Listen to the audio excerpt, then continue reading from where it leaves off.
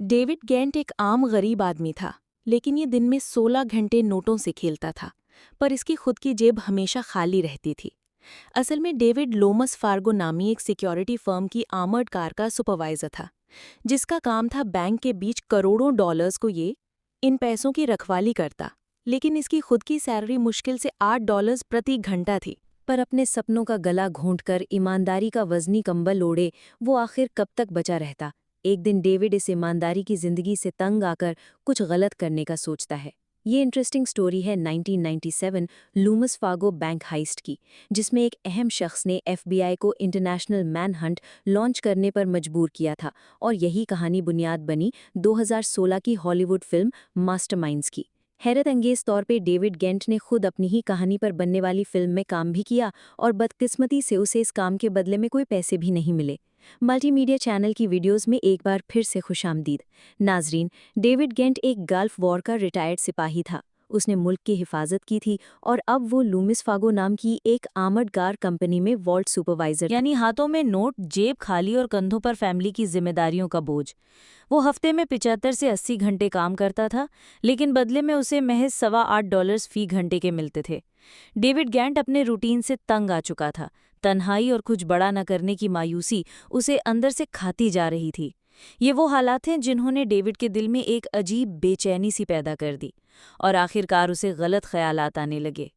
यहाँ डेविड के दिल में बेईमानी का ख्याल आने की देर थी, वहीं शैतान ने इस गलत कलम के लिए उसके सामने एक नया रास्ता खोल दिया, और उस रास्ते का नाम था कैली कैंपवेल।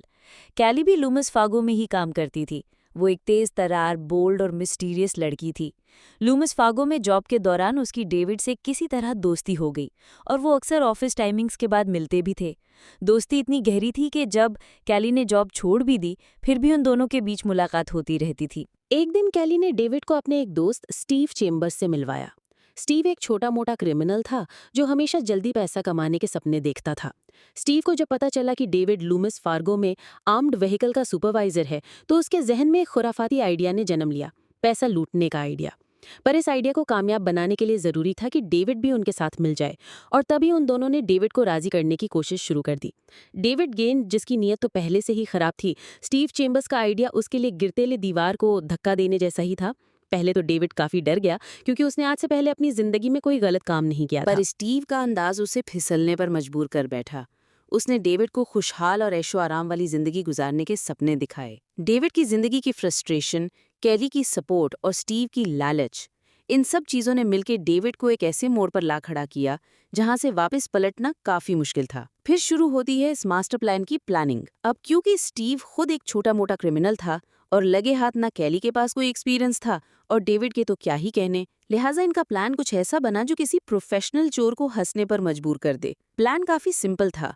4 अक्टूबर 1997 की रात ड्यूटी के बाद डेविड वॉल्ट में रुकेगा, सिक्योरिटी कैमराज ऑफ करेगा, उसकी कैसेट को भी चुराएगा, और उसके बाद कंपनी की वैन में पैसा भर के वहां से भाग जाएगा। प्लान ये था कि चोरी के बाद डेविड तो फौरन $50,000 लेकर मेक्सिको भाग जाएगा। ये रकम इसलिए चुनी गई क्योंकि उस वक्त अमेरिकन बॉर्डर क्रॉस करके सिर्फ इतनी ही रकम लेकर जाने की इजाजत थी। बाकी जितना भी कैश होगा वो स्टीव चेम्बर्स के पास ही रहेगा, और फिर मामला ठंडा होने के बाद डेविड वापस आएगा और ये पैसा सब में इक्वली डिस्ट्रीब्यूट होगा। पर यहाँ एक मसला था, प्लान में एक बहुत बड़ा नुक्स मौजूद था। डेविड इतना बड़ा रिस्क लेकर सिर्फ $50,000 के साथ मेक्सिको भाग जाएगा, तो बकाया लूटी हुई रकम जो स्टीव के पास होगी, वो आखिर बाद में भी डेविड के साथ आखिर क्यों शेयर करेगा? लेकिन आंखों पर बंधी लालच की पट्टी ने डेविड को अंधा कर दिया था। उसने इस बारे में कभी सोचा ही नहीं, और फिर आखिर वो रात आ ही गई। 4 अक्टूबर 1997 को शाम 6 बजे ही डेविड ने अपने साथ ट्रेनी स्टाफ को घर भेज दिया। अब वो अकेला था जिसके पास वॉल्ट की जिम्मेदारी थी। डरा सहमा हुआ डेविड वॉल्ट के अंदर गया, और प्लान के मुताबिक उसने 2 सिक्योरिटी कैमरास को डिसेबल कर दिया।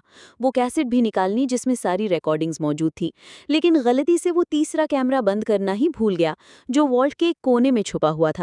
ये तीसरा कैमरा उस वक्त से लेकर अगले कुछ घंटों तक लूमस फार्गो रॉबरी के तमाम मंजर रिकॉर्ड करता रहा। बिल्कुल इस बात से बेखबर डेविड ने वॉल्ट से कैश उठाना शुरू कर दिया। यहाँ एक और मसला था। इस बार वो कैश गिनकर ट्रांसपोर्ट करने के लिए नहीं उठा रहा था, बल्कि उसे सारा वॉल्ट ही खाली करना था, वो भी एक साथ और बिल्कुल अकेले। उनमें ज्यादातर $20 के नोट थे। एक अंदाज़ा के मुताबिक ये 8 लाख से ज़्यादा नोट या 8,000 से भी ज़्यादा गट्टियाँ थी। इतनी ज़्यादा गट्टियों को वैन में भरने के लिए बहुत सारा टाइम भी चाहिए था। अगले 2 घंटों तक वो वैन में कैश भरता रहा। तकरीबन 17.3 मिलियन डॉलर्स का कैश भरने के बाद उस वक्त उसको ये मालूम भी नहीं था कि वो अमेरिकन हिस्ट्री की दूसरी बड़ी लूट को अंजाम दे चुका है। वैन में सारा कैश लोड होने के बाद डेविड खुशी से नाच उठा और उसका ये डांस भी तीसरे कैमरा में रिकॉर्ड हुआ। अगली सुबह जब लूमस फार्गो के बाकी एम्प्लॉयज़ आए और उन्होंने वॉल्ट खोलने की कोशिश की तो वॉल्ट की चाबियां गायब थी। पुलिस बुलवाई गई। उस वक्त क्योंकि सिर्फ डेविड गैंट ही ऑफिस में मौजूद नहीं था, इसीलिए वो शुरुआत से ही प्राइम सस्पेक्ट बन गया। जब सिक्योरिटी कैमरा की फुटेज देखी गई तो सारा शक यकीन में बदल गया और आखिर में डेविड के डांस ने जलते पर नमक डालने का काम किया। सिक्योरिटी फुटेज में देखा गया कि डेविड चोरी करने के दौरान बार बार अपने पेजर पर किसी को मैसेज कर रहा था। इससे ये बात साबित हो गई कि वो ज़रूर इस काम में अकेला नहीं था। अब पुलिस ने डेविड गैंट और उसके साथियों की तलाश शुरू कर दी। अगले 2 दिनों तक पूरा शहर तलाश करने के बाद FBI के एजेंट्स को कैश वैन जंगल में पाकी हुई मिली। वैन के अंदर 3 मिलियन डॉलर्स के करीब कैश अब भी पड़ा था, जो शायद भारी होने और टाइम की कमी की वजह से छोड़ दिया गया था। वैन में दोनों CCTV कैमरा की कैसेट्स भी पाई गईं, यानी अब डेविड और उसके साथियों के पास करीब 14 मिलियन डॉलर्स का कैश था। उनमें ज़्यादातर $20 के नोट थे जो कि मार्क्ड भी नहीं थे, यानी अगर उनको कोई खर्च करेगा तो उन्हें ट्रैक भी नहीं किया जा सकेगा। वहाँ डेविड प्लान के मुताबिक $50,000 लेकर मेक्सिको भाग चुका था। वो वहाँ एक लग्जरी बीच रिजॉर्ट में पहुंचा और वहीं रहने लगा।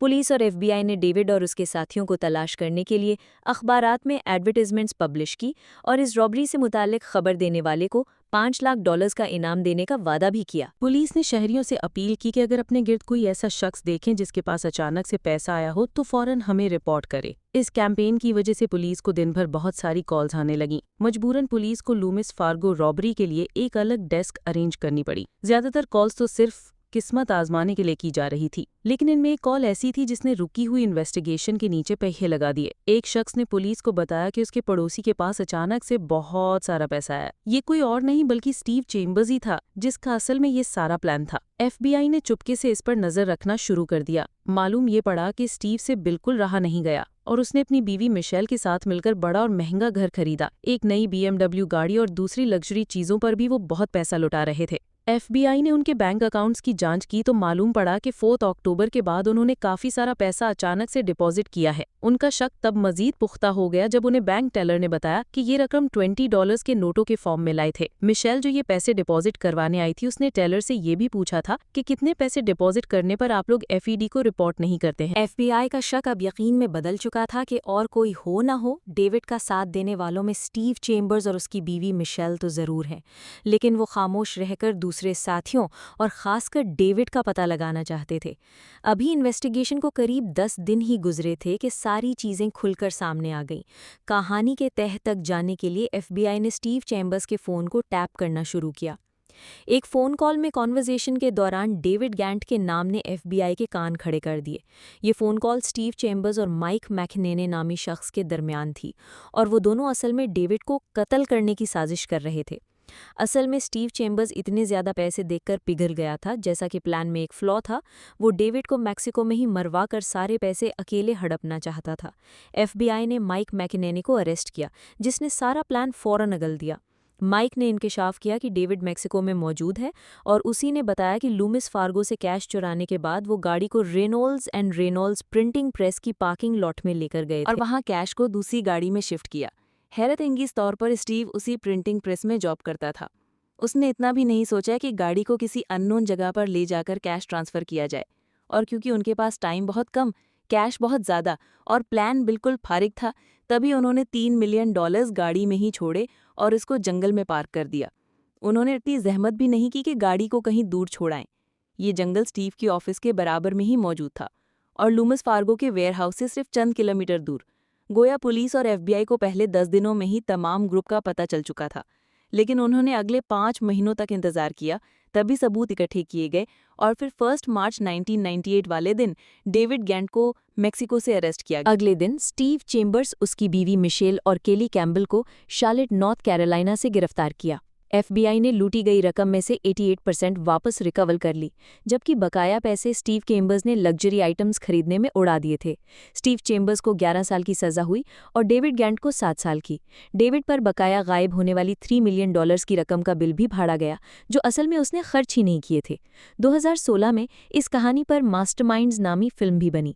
फिल्म की प्रोड्यूसर ने डेविड गैंट को कंसल्टेंट के तौर पर रखा, लेकिन उसे कोई सैलरी नहीं मिली, क्योंकि कानूनन डेविड को मिलने वाली कोई भी रकम डायरेक्टली उसका कर्जा उतारने के काम में लाई जाएगी।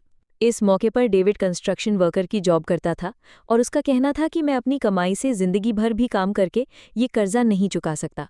आज भी डेविड गैंट फ्लोरिडा की शहर जैक्सनविल में अपनी बीवी और बच्चों के साथ रहता है और कंस्ट्रक्शन वर्कर के तौर पर काम करके अपना गुजारा करता है। उसने सोशल मीडिया पर भी अपनी प्रेजेंस रखी हुई है और वो अपनी गलतियों से लोगों को सबक सीखने का मौका देता रहता है। उम्मीद है सही मीडिया चैनल की इस वीडियो को भी आप लोगों ने भरपूर एंजॉय किया होगा। आप लोगों के प्यार भरे कमेंट्स का बेहद शुक्रिया। मिलते हैं अगली शानदार वीडियो में।